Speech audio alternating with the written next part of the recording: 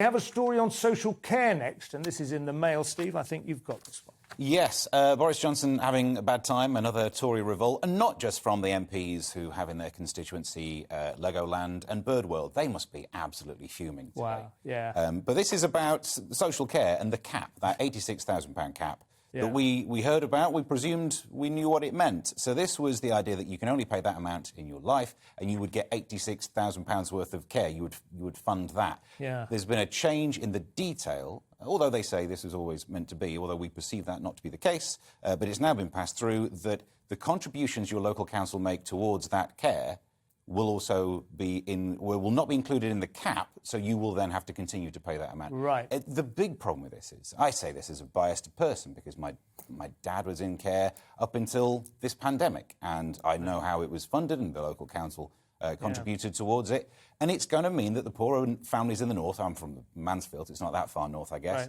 going to end up spending even more money. The whole system that they're bringing in does seem somewhat flawed to keep the money with the people who've got the money in houses. If you've got a £500,000 house in the south, maybe you weren't a genius in investing, you just bought a house in the 70s because you needed somewhere to live, you lived in the south, and somehow you're a millionaire now.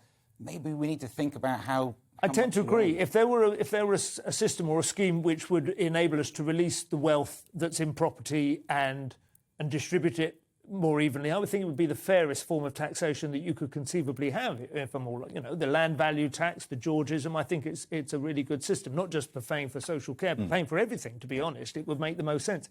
The only problem with it is, of course, is that a lot of people have made decisions in the past based on what they expect to be the conditions going forward. And if you change the system dramatically enough, there is a tendency to lose voters. But I mean, And ironically, I wouldn't vote for it. Now I've grown up, I bought a house, and if I suddenly found out that house that I'm happy about how much it's worth is worth less, I'd be miffed. I've got to say, the social care problem is only going to get worse and worse, and it is like one of those massive kind of black holes that people are just like ignoring, don't want to talk about. I think that the secret might be to encourage old people to take up smoking again. I think there's we've got to find some mechanisms. We do. Yeah, we're northerners, we're not living that long. Extraordinarily generous commitment to black pudding and cholesterol and all the rest of it. What do you think, Nick? Well, I don't have loads on it. I've got it down in my boring yet important category. Yeah, it is important. I mean, Boris said his social care reforms were incredibly generous. I'm always slightly bothered when governments say that because call me a libertarian crank, but it is ultimately our money. But anyway, he talks.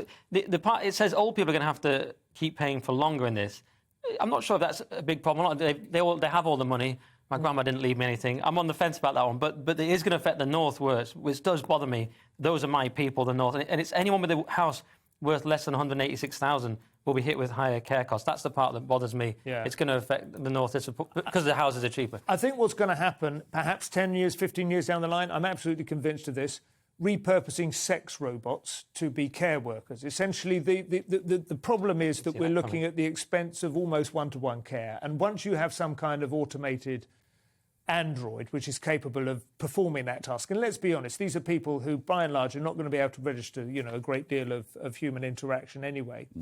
There's the possibility that we could bring the cost down if we were just a little bit less squeamish about the sort of... About the sex robots. I'm sure that's the clip that's going to make it onto Twitter now. I think it probably will be, but I've been toying with that for some time. Toying, no pun intended. If you think taking away the value of my house is a vote loser, taking away my sex robot, It's not your sex robot, there'd be an extra sex robot. It's not an either-or. You could, I suppose, possibly.